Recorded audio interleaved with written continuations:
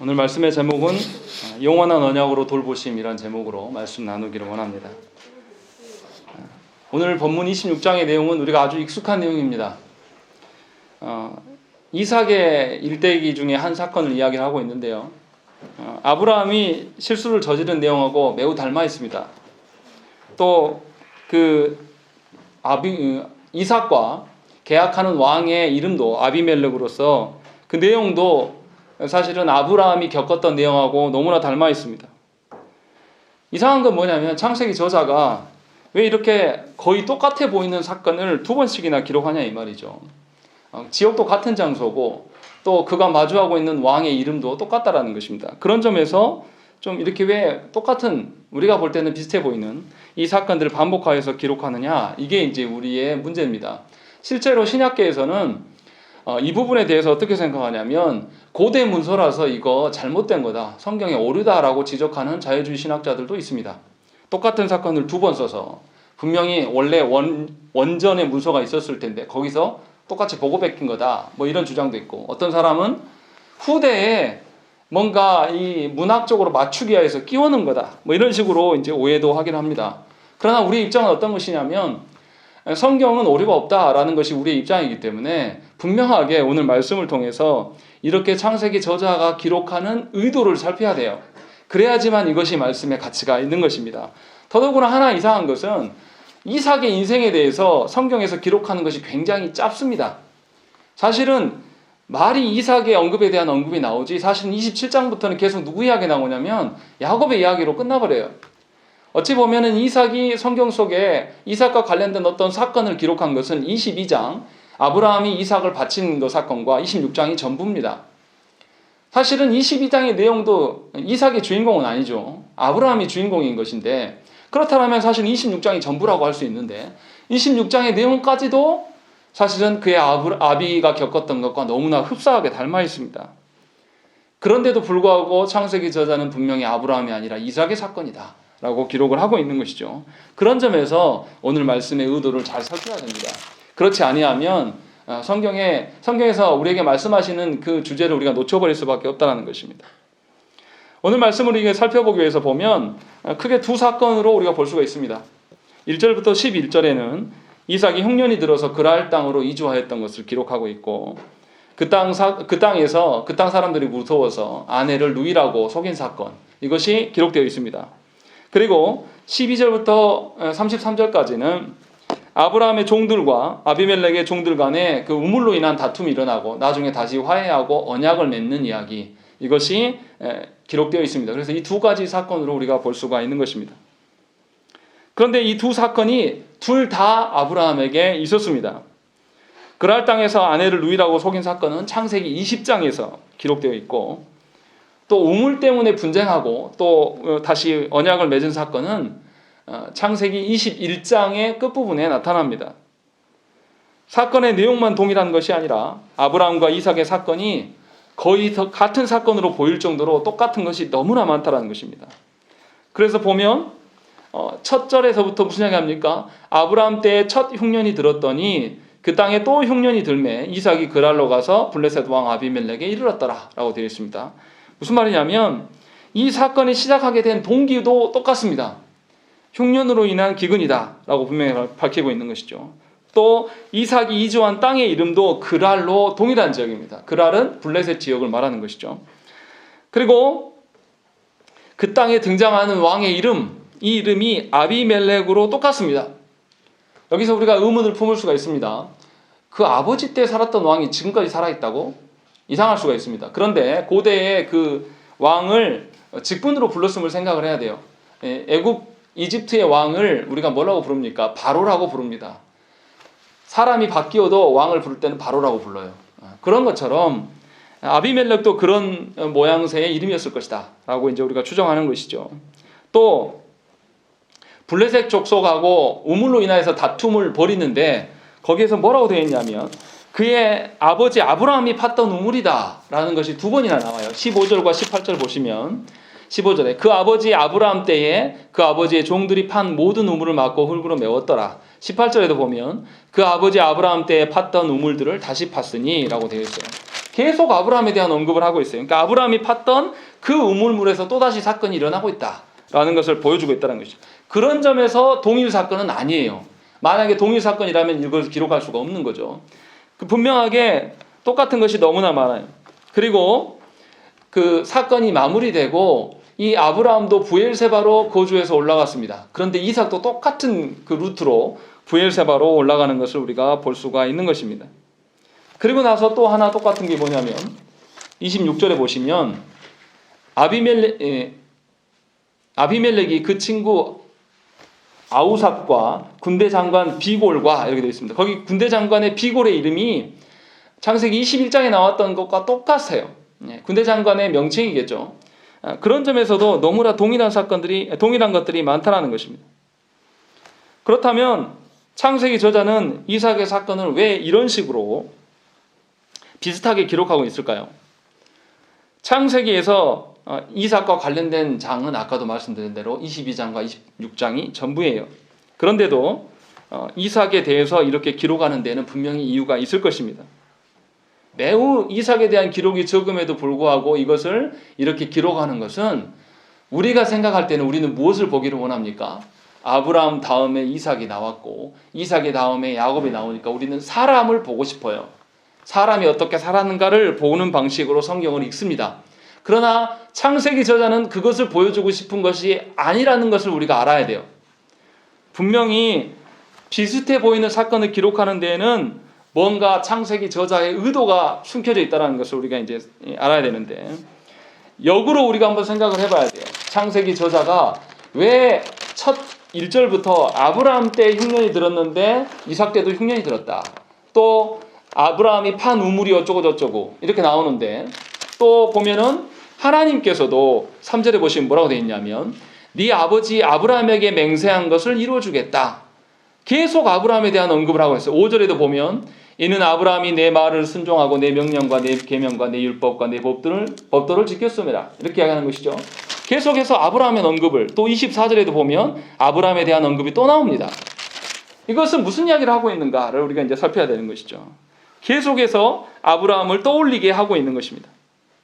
그렇게 해서 아브라함과 연계되어 있는 것이 바로 이삭 너다, 지금 그 이야기를 우리에게 보여주고 있는 것이죠.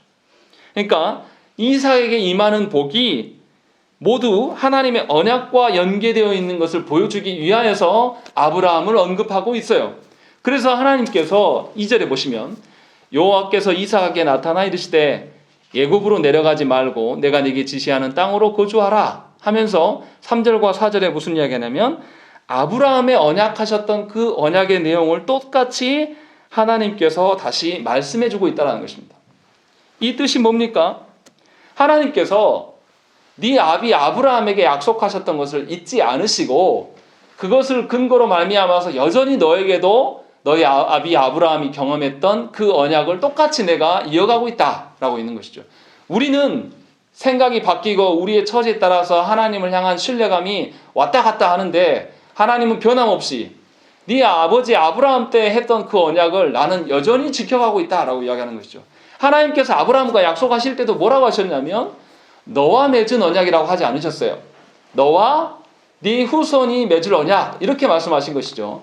그래서 이 언약이 아브라함 때 모두 완성된 것이 아니라 이미 아직도 진행 중에 있다라는 것을 지금 이 이삭에게 보여주고 있는 것이죠. 그래서 이삭은 어떤 자냐면 아브라함의 언약을 계승해가는 계승자임을 지금 보여주는 것이 3절과 4절 말씀이에요. 그래서 이삭이 누리는 모든 것이 이삭의 손에 달려있는 것이 아니라 하나님께서 이미 언약하신 바로 인하여서 네가 이것을 복을 누리게 될 것이다 라고 말하는 것이죠. 그래서 4절에 뭐라고 되어 있습니까? 끝부분에 땅과 자손에 대한 언급을 한 다음에 천하 만민이 복을 받으리라. 5절에 이는 아브라함이 내 말을 순종하고 내 명령과 내 계명과 내 율례와 내 법도를 지켰음이라 하시니라라는 것이죠. 아브라함이 언약을 지킴으로 복받은 것처럼 너 역시도 그렇게 될 것이다 라는 것을 말씀하는 것이죠. 그러니까 사람의 능력이나 사람의 가치가 아니라 하나님의 그 긍휼하심, 하나님의 자비하심으로 말미암아서 아브라함에게 언약이 주어진 것처럼 그 언약이 이제 너에게 전수되어서 주어지고 있음을 하나님께서 보여주고 있다는 것입니다.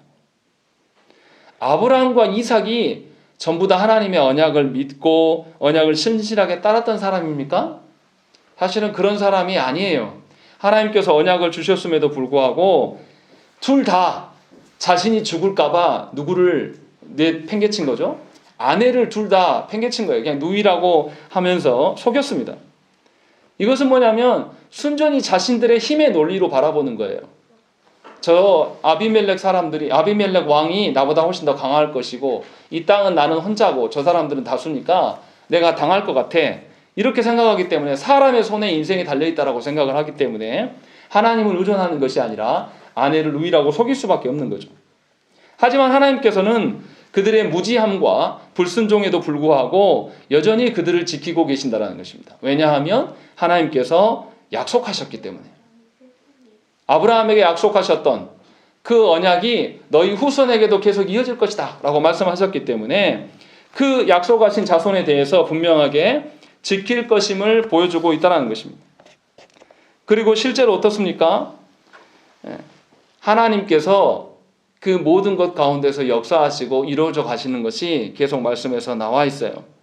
그래서 7절부터 11절에 이삭이 위협을 당하긴 하지만 오히려 어떻습니까? 보존되는 것이 나타나는 것이고 또 우물로 인해서 시작된 그 땅의 약속도 위협을 받지만 결과적으로 모든 것이 해결되고 보존받는 것을 오늘 말씀에서 볼 수가 있는 것이죠. 그래서 3절에서 뭐라고 되어 있냐면 3절 우리 한번 보실까요? 읽겠습니다. 시작. 이 땅에 거주하면 내가 너와 함께 있어 내게 복을 주고 내가 이 모든 땅을 너와 내 자손에게 주리라. 내가 내 아버지 아브라함에게 맹세한 것을 이루어.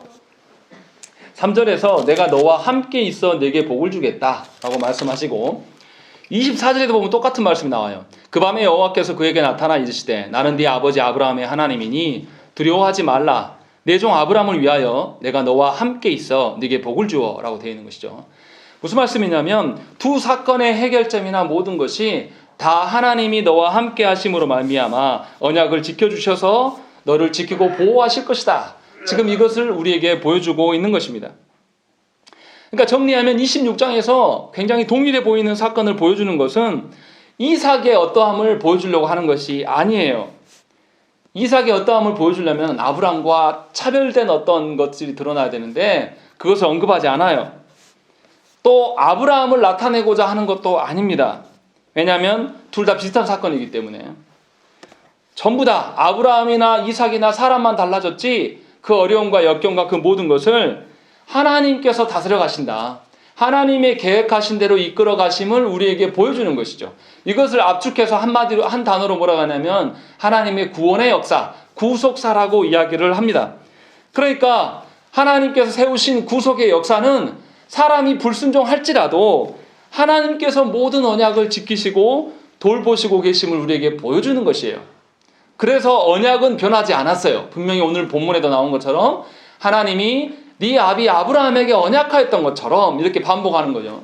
그래서 언약은 변하지 않았어요. 그러나 언약의 대상자는 달라지고 있습니다. 그러함에도 불구하고 언약은 하나님께서 하나님의 손으로 계속 지켜가고 계심을 우리에게 보여주고 있는 것입니다. 그러니까 예수 믿는 사람들, 언약 안에 살아가는 사람들은 변함없는 하나님을 향한 신뢰를 가질 수가 있는 거예요. 무엇으로 말미암아요? 언약으로 말미암아 그것을 바라볼 수가 있는 것입니다. 성경에서 말하는 것이 바로 이 부분이에요. 그래서 성경을 구약과 신약이라고 하는데 구약을 그 오래된 약속, 신약을 새 약속 이렇게 해서 언약이라고 말하는 거예요. 그러니까 우리가 성경을 통해서 뭘 봐야 되겠습니까? 하나님께서 우리에게 지켜주신 언약을 보는 것이지 성경을 통해서 사람을 보는 어떤 것을 보는 게 아니에요. 어떤 분들은 성경을 읽으면서 나는 여호수아처럼 되고 싶어. 나는 솔로몬처럼 되고 싶어. 우리 자녀는 누구처럼 됐으면 좋겠다. 전부 엉터리로 성경 읽는 겁니다. 성경에 나타난 인물 중에 완벽한 사람이 누가 있습니까? 여호수아의 큰 실수는 뭐예요? 후계자를 세우지 않아서 이스라엘을 혼돈 중에 놔두게 만든 인물이에요. 또 솔로몬은 어떻습니까? 하나님께 다윗의 자녀로 태어나서 많은 복을 누렸지만 타락하여서 나중에는 나라를 두 쪽으로 나누는 장본인이란 말이에요. 한 사람도 하나님 앞에 온전하게 선 사람은 성경에 아무도 없단 말이에요. 그러나 변함없이 하나님께서는 그 언약으로 말미암아 이스라엘을 지키시고 하나님의 그 언약의 성취자이신 예수 그리스도를 보내셨다는 것이죠. 그런 점에서 우리가 예수를 믿는 거예요. 그러니까 성경을 보면서 내 형편과 내 삶이 어떤데 어떻게 되겠지라고 하면서 기대하는 마음으로 이걸 읽는 것이 아니라 하나님의 언약이 나에게 어떻게 실현될 것인가를 보면서 말씀을 보라는 거예요. 그렇기 때문에 사람이 달라졌음에도 불구하고 하나님의 언약이 변함없으심을 지금 우리에게 보여주고 있는 것입니다. 그런 점에서 하나님의 놀라운 은혜를 저와 여러분들이 발견해야 돼요. 그러니까 예수 믿는 사람들은 무엇 안에서 안정을 찾습니까? 하나님의 언약으로 하나님이 우리에게 행하신 바로 안정을 찾는 것이지 우리의 어떠함으로 안정을 찾는 게 아니란 말이에요. 여러분들의 삶이 나아지고 여러분들의 자녀가 잘 되고 여러분들의 건강이 어떻게 되고 좋은 학교를 가고 이런 거로 인하여서 여러분들의 안정감을 누리는 것은 얼마 가지 않아요. 여러분들 그런 경험 많이 하시지 않습니까? 차를 처음 사면 어떻게 해요? 애지중지해요. 정말로 기쁘고 좋아요. 근데 이거 얼마나 가시던가요? 재영아, 핸드폰을 새 거로 딱 바꾸니까 기분 좋은 게 얼마나 가? 얼마 안 가요. 금방 이게 기분 좋은 거 없어요. 내 형편이 나아지고 내 삶이 변화된다고 해서 내가 정말로 새 마음으로 살아갈 수 있는 것은 절대 아니라는 것입니다. 분명하게 변함없인 그 하나님께서 우리를 지키심으로 말미암아 우리를 돌보심으로 말미암아 우리가 살아가는 거예요. 거기 안에서의 안정감과 기쁨과 만족을 취하는 것이 그리스도인이라는 것입니다. 그러니까 제발 여러분들의 형편이 어지러워지고 힘겨워진다고 해서 낙심하지 좀 마세요. 전에도 한번 말씀드렸는데 저희 아내가 주일학교 교사할 때 그 ADHD로 힘들어하는 아이가 있었어요. 그 아이를 정말 많이 울었습니다. 그런데 그 아이가 그렇게 된 배경에는 그의 부모가 강남에서 잘 살다가 사업이 망해가지고 아주 쪼그라지면서 이 형편이 완전히 어려워지니까 자식 돌보는데 집중하지 못했어요. 부모님들이. 그래서 아이가 그런 힘든 지경에 빠진 거죠. 못 깨달아요. 자기에게 주어진 형편 속에서도 얼마든지 살 수 있는데도 자신의 형편이 추락한 것만 바라보면서 하나님의 언약을 바라보지 않는단 말이에요. 자기 힘든 것만 생각하고 괴로운 것만 보니까 자녀가 자라가고 있는 그 기쁨도 맛보지 못하고 그냥 세월을 보내는 것입니다. 남들은 다 아는데 본인만 모르는 거예요. 그래서 그 자녀와 피 하나 섞이지 않는 주일학교 교사는 그 아이를 놓고 계속 울면서 기도하고 말씀을 전해주는데 그 어미는 그런 생각이 전혀 없는 거예요. 그런데 하나님께서 놀랍게도 1년도 안 된 그 짧은 기간 안에 그 아이에게 변화를 주시는 거예요. 아이가 도무지 앉아서 예배 드릴 수가 없는데 그래서 쫓겨났어요. 예배 시간에. 그런데 그 아이가 앉아서 예배 드리기 시작합니다. 누가 봐도 놀랍게 변할 정도로 변하는 것을 보여주신다. 이게 어떻게 변화된 것입니까? 그의 가정의 형편은 그대로인데 그 어미나 아버지는 여전히 자신의 문제로만 고뇌하고 있고 하나님을 바라보지 못하는데도 하나님은 말씀을 공급하셔서 그 자녀를 살리시는 것을 눈으로 보여주신단 말이에요. 예수 믿는 사람이 달라지는 것은 하나님을 향한 신뢰감이 달라지는 것이지 여러분들의 형편이 달라져서 좋아지는 것이 아니란 말이에요. 만약에 여러분들의 형편이 좋아져서 달라지는 거라면 언젠가 여러분들이 또 죽음을 향해서 갈 텐데 우리 모두는 죽습니다. 그때 되면 하나님을 놓아야죠. 그렇지 않겠습니까? 죽을 때 되면 사망이 이르러서 다 하나님 부인해야 될 총상 아니겠습니까? 그런데 왜 우리 믿는 사람들 중에서 죽어가면서 기쁘게 죽는 분들이 있냐 이 말이에요. 심지어 자신이 늙어서 죽는 게 아니라 예수 믿는 것 때문에 목숨을 꺾어야 될 그런 상황, 그런 순교의 현장들이 우리 안에 왜 발견되는 거예요? 하나님을 향한 신뢰함, 그 하나님을 향한 그 언약에 대한 신뢰함으로 말미암아서 우리의 안정감이 있기 때문에 그것을 믿는 거예요. 그것이 예수 믿는 것이다 라는 것을 창세기 26장에서 분명하게 보여주고 있는 것입니다. 그런데 여기서 또 생각해 봐야 될 게 있습니다.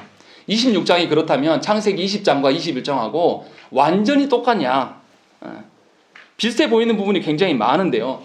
완전히 똑같은 것이냐? 근데 그렇지 않다라는 것입니다. 먼저 아내를 누이라고 속인 사건을 살펴보면 분명히 차이가 납니다. 아브라함은 아내를 빼앗겼어요. 그런데 이삭은 아내를 빼앗깁니까? 안 빼앗깁니까? 빼앗기지도 않아요. 빼앗기지 않을 뿐더러 8절에 보면 뭐라고 되어 있냐면 이삭이 거기 오래 거주하였다라고 되어 있습니다. 오랫동안 거주하였음에도 불구하고 아내가 빼앗기지 않았어요. 이삭은 뭐라고 생각했습니까? 내 아내가 너무 예뻐서 내가 분명히 빼앗길 것이다 라고 본인이 짐작했는데 자기의 형편에 따라서 짐작을 했는데 짐작대로 됐습니까? 안 됐습니까? 안 됐다니까요. 그리고 하나님께서 아브라함에게는 하나님께서 누구에게 나타나셨어요? 아비멜렉, 아내를 빼앗아간, 아브라함의 아내를 빼앗아간 아비멜렉에 나타나가서 하나님이 겁주시고 그 집안의 태를 막으셨어요. 그런데 오늘 본문에서는 하나님께서 누구에게 나타나십니까? 이삭에게 나타나셔가지고 미리 말씀하시는 거예요. 더 놀라운 것은 뭐냐면 이삭에게 나타나셔서 하나님의 언약의 어떠함을 먼저 말씀해 주십니다. 그래서 2절부터 5절이 먼저 있는 거예요. 아내를 속이는 사건은 사실 6절부터 나타나는 것이죠. 이런 점에서 엄청나게 차이가 나는 거예요. 그의 아브라함 때보다 지금 이삭의 때가 언약의 풍성함, 언약으로 말미암아 하나님의 지키심이 더 확실하게 드러나는 거예요. 이런 점에서 엄청난 차이가 일어나는 거예요. 그래서 뭐라고 합니까? 2절에 보면 여호와께서 이삭에게 나타나 이르시되 애굽으로 내려가지 말고 내가 네게 지시하는 땅에 거주하라 라고 있는 것입니다. 아브라함은 기근 때문에 2번 옮겼습니다. 한 번 어디로 갔습니까? 애굽으로 내려갔어요. 그 다음 한 번 어디로 갔어요? 그랄 땅으로 갔단 말이에요. 그런데 이 아들 이삭에게는 어떻게 해요? 아들 이삭이 기근을 피해서 애굽으로 가려고 하니까 하나님께서 어떻게 해요? 막으시는 거죠. 애굽까지 갈 필요 없다. 네가 이 언약의 땅 가나안 땅에 머물러라 하면서 그 땅에 머물도록 하나님께서 명하신단 말이에요. 그래야 해서 이 이삭은 애굽으로 내려가는 2번 실수를 하지 않는 겁니다. 그런 점에서도 엄청난 차이가 있는 거예요. 그리고 또 차이점은 뭡니까? 아비멜렉과 블레셋 이 사람들의 태도가 전혀 달라요. 아브라함의 경우에는 하나님께서 겁주셔가지고 이들이 달랐습니다. 그런데 오늘 본문에서는 아비멜렉이 본인들이 죄 지을 것으로 인하여서 염려하여서 하나님이 겁박해서가 아니라 이들이 이삭의 생각보다는 더 다르게 의로운 점이 있는 것이고 그 가운데 그가 살고 있으면 하나님께서 보여주고 있는 것입니다. 그래서 이 아비멜렉과 이 블레셋 사람들이 어떻게 해요? 11절 말씀 보면 아비멜렉이 이 모든 백성에게 명하였되 이 사람이나 그의 아내를 범한 자는 죽이리라 라는 것이죠. 도리어 이 아비멜렉이 이삭이 처음 생각했을 때는 자신이 두려워했던 사람인데 도리어 아비멜렉을 통하여서 어떻게 이들이 보호받고 있는 것입니다. 우리의 생각하기에 우리의 형편이 어떠한 거다라고 우리가 말할지 모르지만 하나님께서는 우리의 그 형편의 어려움을 통하여서 하나님을 보게 하시는 것, 그래서 우리에게 만족과 평안을 주시는 것이 우리에게 실현될 수 있음을 분명하게 보여주고 있는 것입니다. 우리의 형편을 따라서 우리가 움직이는 것은 우리의 오판이에요. 여러분들에게 벌어지는 사건과 일들 여러분들이 정말로 팩트대로 다 해석이 됩니까?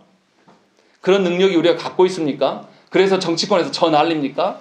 한 사건을 두고 어떤 사람은 정치적 탄압이라고 그러고 한 사건을 두고 어떤 사람에서는 검찰 개혁을 해야 된다고. 우리는 이렇게 판단하는데 오류를 가진 사람들이에요. 그런데 놀랍게도 예수 믿는 사람들이 여전히 자기 생각과 자기 판단을 믿는단 말이죠. 그래서 자기에게 벌어진 일이 죽음에 이르는 일이라고 생각을 하는 거예요. 놀라운 거죠. 하나님은 그렇게 죽이시지 않겠다라고 언약하시고 그 언약이 아담 때부터 지금까지 계속 지속되어 와서 이것이 말씀으로 우리 가운데 주어졌는데도 우리는 여전히 내 판단대로 모든 것을 다 해석해내고 결정하는 것입니다. 기가 막힐 거예요. 제가 우리 아들 보고 있으면 그런 생각이 많이 들어요. 뭔가 조금 힘든 일이 일어나면 와 몸부림을 치면서 막 죽을 것 같다 해요. 온 인상을 다 쓰면서 나 너무 힘들다. 근데 힘든 내용이 너무나 우스워요. 너 태권도장 갔다 왔으니까 숙제 해놓고 놀아라. 근데 숙제부터 해야 되는 것이 너무 고통스러운 거예요. 그 나이 때는 그렇죠. 그런데 성인 된 우리가 봤을 때는 얼마나 우습습니까? 하나님이 우리 보고는 어떻게 생각하시겠어요? 저와 제 아들의 그 격차와 하나님과 저의 격차가 어떤 게 더 큽니까? 말할 것이 없어요. 비교할 수도 없는 거죠. 그런데 우리가 얼마나 교만하냐면 그 아이를 보면서는 우리가 웃어요. 그런데 내 현실을 보면서는 운단 말이에요. 그런데 하나님은 분명히 언약이 점진적으로 더 확장되어져 가고 있는 것을 오늘 말씀에서 확실히 보여주는 것입니다. 하나님의 언약이 아브라함 때보다 더 확실하게 역사하고 있고 그를 지키고 있음을 말씀에서 확인할 수가 있는 것이죠. 그래서 12절과 14절 말씀 보세요. 한번 읽겠습니다. 12절부터 14절 말씀. 시작.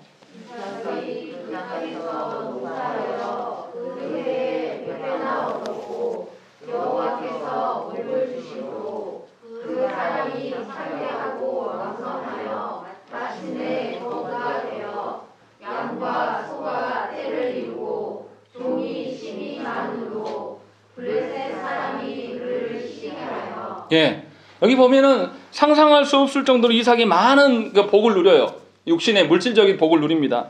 이것은 2절부터 4절까지 말씀하시는 그 하나님의 언약, 네가 이 땅에 거주하면 내가 너를 복 주겠다라고 하는 것을 실현시켜 주시는 거예요.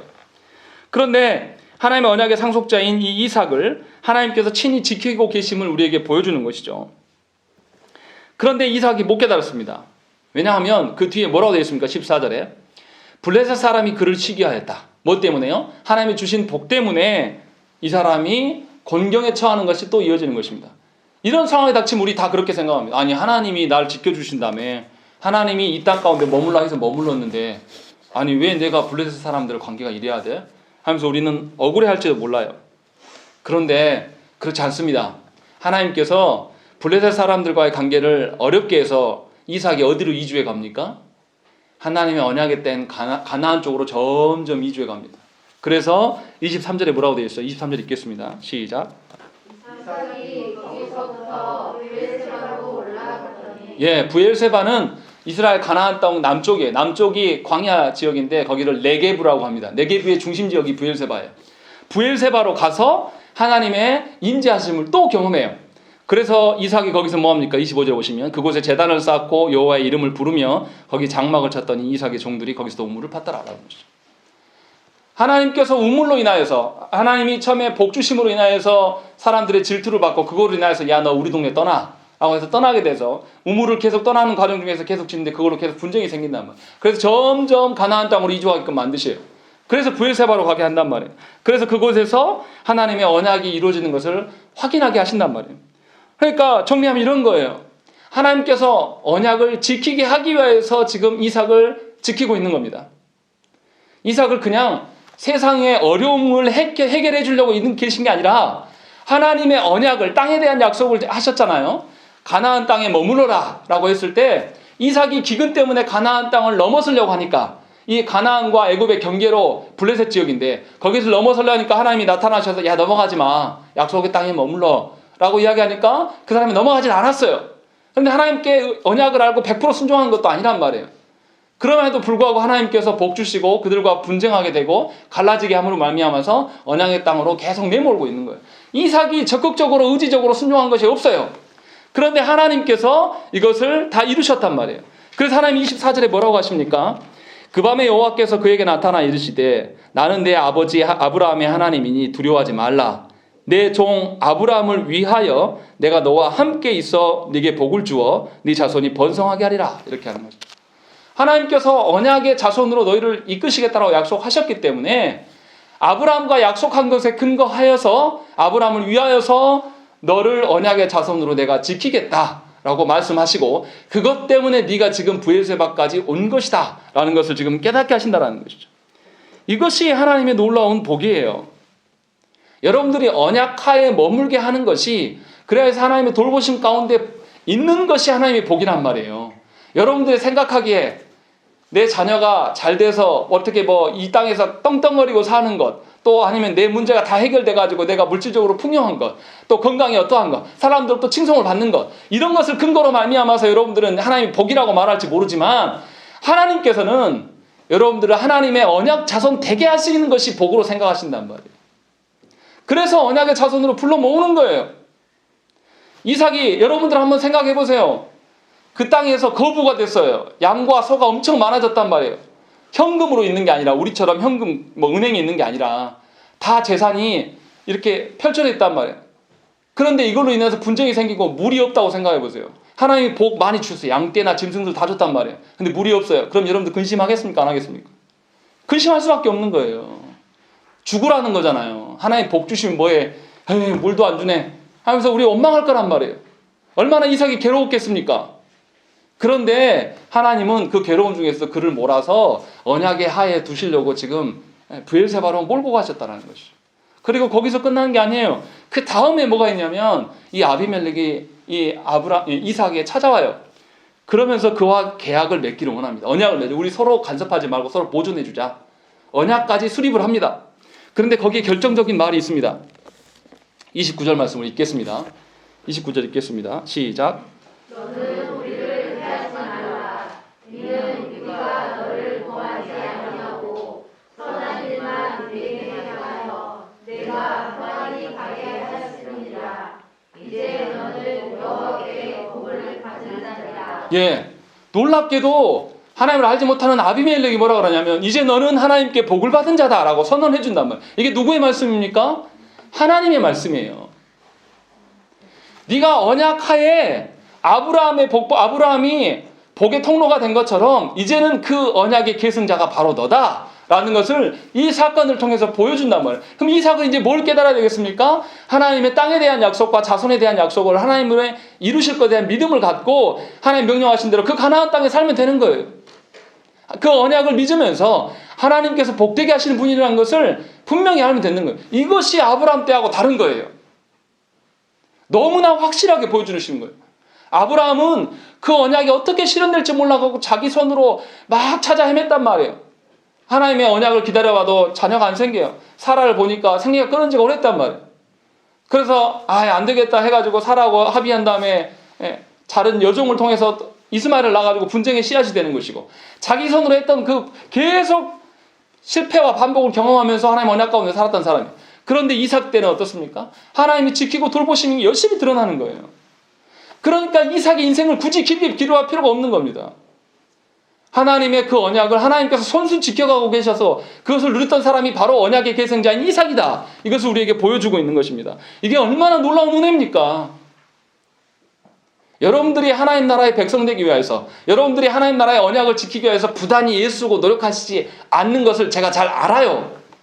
그런데도 놀라운 것은 뭐냐면 하나님께서 여러분들 택하셔서 그 언약 하에 여러분들 두시겠다라고 약속하시는 거예요. 이것보다 더 강력한 약속이 뭐가 있습니까? 하나님 나라에 가도록 우리를 온전히 하나님을 따르는 주의 군사로 하나님께서 돕겠다라고 약속하셨는데 이보다 더 큰 복이 세상에 어디 있냐고요. 그런데도 여러분들이 여전히 돈 문제로 하나님께 기도하고, 여전히 여러분들의 건강 문제, 여러분들의 여전히 자녀들이 세상에서 잘됨으로 기도하실 거예요. 여러분들 세상에서 여러분들 자녀 잘되면요 안 돌아옵니다. 미안하지만 하나님의 살아계심을 깨닫지 못하면 세상적으로 잘되면 절대 주님 앞으로 돌아오지 않아요. 망해야 하나님께 돌아온다니까요. 저 모태신앙이고 목사 아들로 자랐어요. 그런데도 20대 때 세상에서 잘 돼 보려고 발광을 하면서 살았습니다. 안 돌아온다니까요. 잘 되면. 하나님이 막으셨기 때문에 그나마 다시 돌아오게 되고, 내가 어차피 이럴 바에야 내가 하나님 일 한번 해보고 싶다라는 마음이 생긴 거죠. 하나님이 막지 않으시면 우리가 어떻게 언약을 보고 언약을 깨닫고 그 언약대로 살겠습니까? 하나님이 막아주시고 이끄시기 때문에 온 거예요. 그 알량한 나의 자존심이요? 아무도 별로 신경 쓰지 않아요. 여러분만 신경 쓰는 거예요. 부끄럽다고요? 부끄러운 일 여러분만 생각한다니까요. 남들은 그냥 그런가 보다 하고 다 넘어가요. 하나님 앞에 부끄러우신 줄 알아야죠. 하나님 우리를 향하여서 얼마나 오래 참으십니까? 얼마나 우리가 인간이 덜 됐으면, 하나님 자녀가 못 됐으면 믿는 집안에 태어나게 하셨겠어요. 그렇게 약한 신이 살 것 같으니까. 그런데도 우리는 순종하지 않고 여전히 세상을 향해 마음이 열려 있어요.